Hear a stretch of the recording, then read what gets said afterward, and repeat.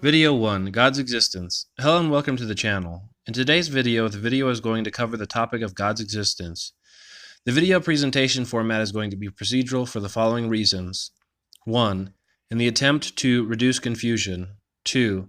To ensure lecture content is comprehensive, including all or nearly all elements or aspects related to outlining God exists. Evaluating false alternatives that based on logical induction cannot be theoretically possible, and as such are not theories but fallacies, while additionally providing key points in establishing that God's existence can be known without doubt, and 3. To be sufficiently factual and definitive. An exhaustive presentation is provided for logical purposes in response to the overwhelming ignorance related to how God's existence is known.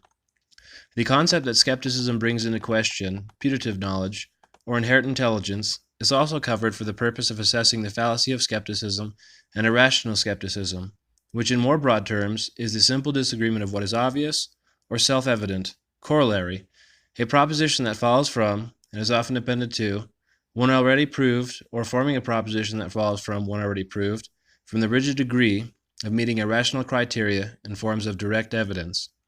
It should be noted that skepticism suppresses knowledge. The information in this video is not provided to convince anyone who is irrationally skeptical, as irrational skepticism is directed at the supernatural, morality, theism, or knowledge, and questions all things, even reality itself.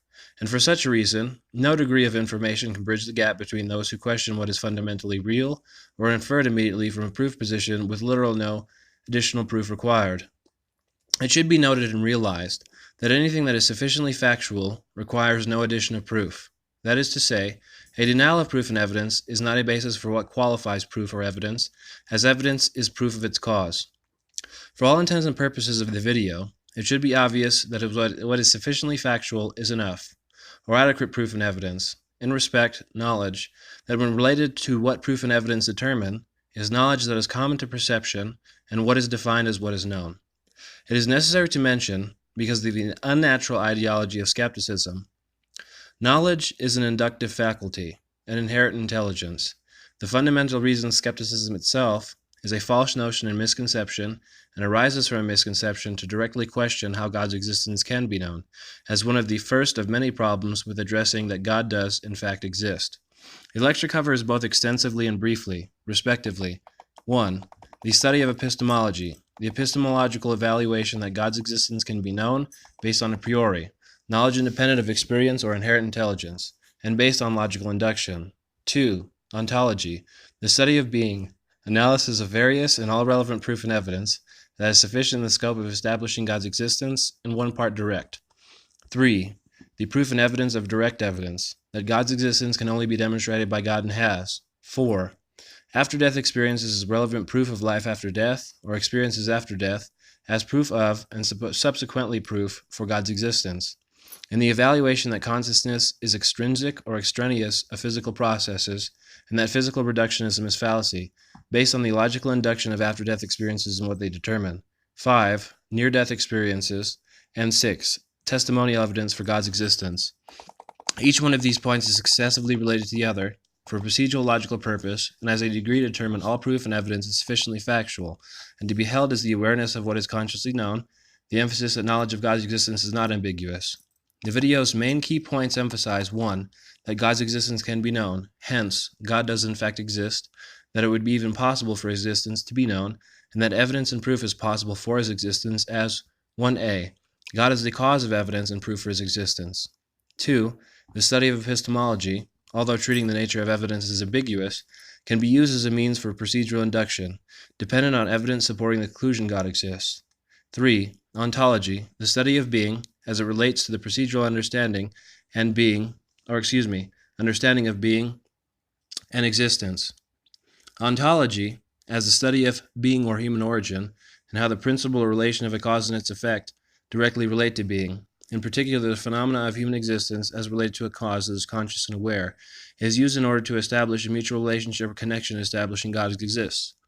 Focusing on this area briefly, ontology is used as a study for emphasis as The initial ontological study in the video evaluates a logical priori, a logic of evidential support that God's existence is based primarily outside of direct evidence, as a series of logical inductions, where every logical possible state of affairs makes the premise or principle of God's existence true, based on necessity and the conclusion of truth as well, while conditionally evaluating that human origin cannot be related to a cause other than God's existence for all logical inequalities that exist in alternative theories, or from simple deduction.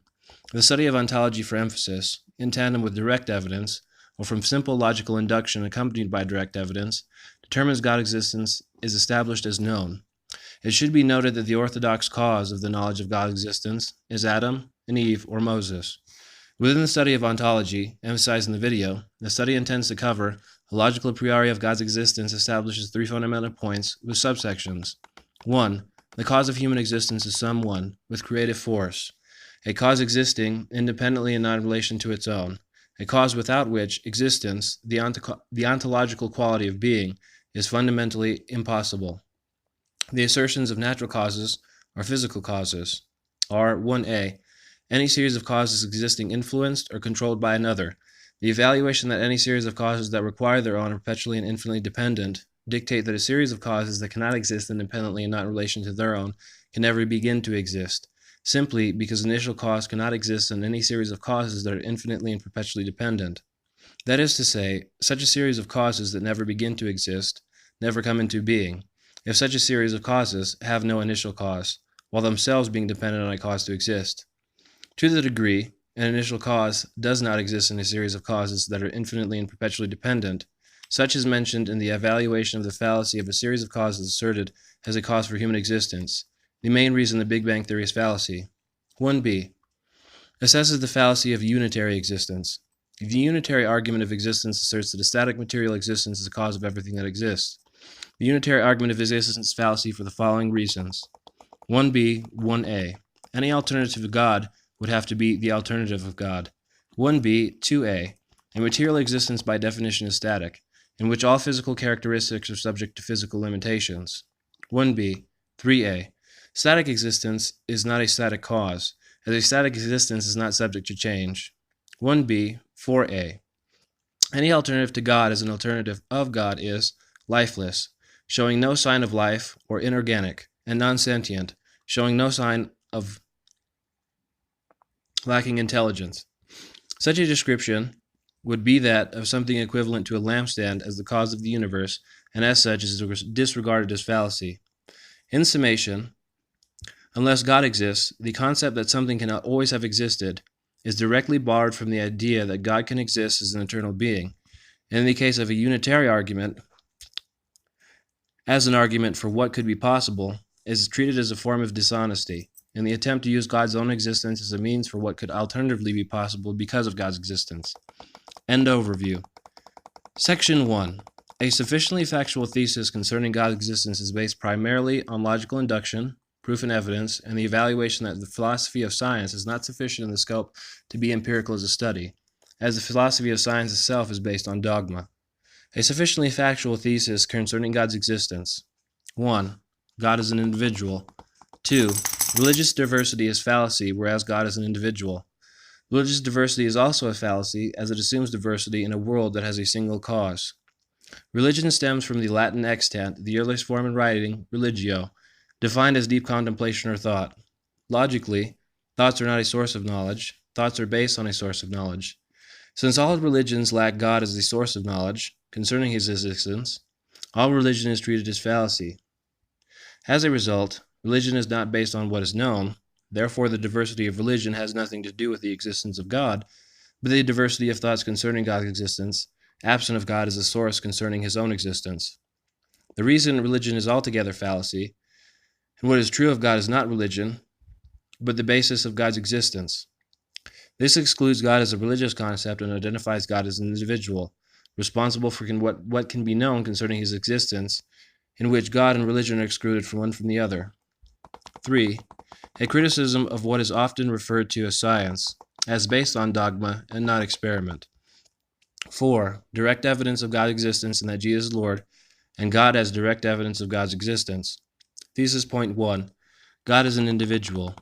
Individuality is the quality or character of a person, or thing that distinguishes them from others.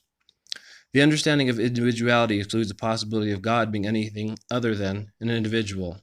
Thesis point 2. Religious diversity is one of the main causes of confusion. Religion is more generally associated as an umbrella term applied as a definition, a statement of the exact meaning of the word, as a ubiquitous term for anyone who believes in anything supernatural. It is used as a term of ignorance because of religious diversity, as beliefs that are different, while the actual definition of the word is more obscure. The definition of religion, however, allows for Christianity to be excluded from the definition of religion, as Christianity is based on events and God is the source of knowledge concerning his own existence. Religion starts with man's interpretation, while Christianity starts with God as its source. Thesis point 3. The criticism of what is generally referred to as science, or a word used as if to mean fact, is the study of observation and experiment as an empirical means of knowledge. However, the dogma of neo-Darwinism convolutes the bias of what is assumed to be observed, or assumptions drawn from observation based on predictions, and as a result is less based on observation, and more so based on treating observations as if a factual interpretation. Because of the massive disagreement within the scientific community, science cannot be considered empirical, but is rather evaluated based on the fallacies of individual interpretations. All of the evidence that science asserts as evidence is loosely interpreted as to share a connection to what it does not have. Because of the overwhelming failures involved in the scientific community and the intentional dishonesty, scientists and science fails logical induction while failing a degree of observation that is empirical. Thesis point 4. Knowledge must have a source, and any knowledge concerning God's existence must come from God. Since Jesus came in the flesh, God, then the revelation of all of what pertains to God must come from God. The reality is backed up with such an inordinate amount of proof as God is its cause. For the sake of providing too much information all at once, the video is going to continue in the next installment. End video 1.